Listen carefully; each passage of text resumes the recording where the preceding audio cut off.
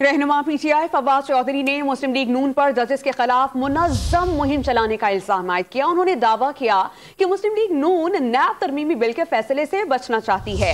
पूरा Pakistan supreme court के साथ खड़ा है, जजेस किसी की ब्लैक मेलिंग में न आए।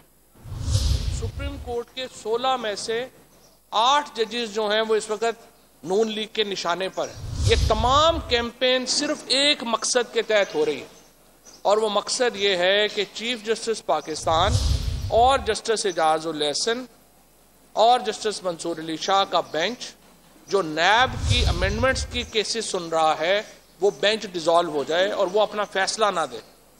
वो 1100 अरब रुपए का फायदा जो शरीफ फैमिली ने और जरदारी फैमिली ने लिया है, जिसको हम कहते हैं कि NRO 2023 है, 2023 का NRO है, उसको बचाने के लिए इस वक्त सुप्रीम कोर्ट को टारगेट किया जा रहा है। सुप्रीम कोर्ट के चीफ जस्टिस साहब को और जजेस को कोई फिक्र नहीं होनी चाहिए कि पूरा पाकिस्तान इस वक्त उनके पीछे खड़ा है और वो किसी ब्लैकमेलिंग में ना आए।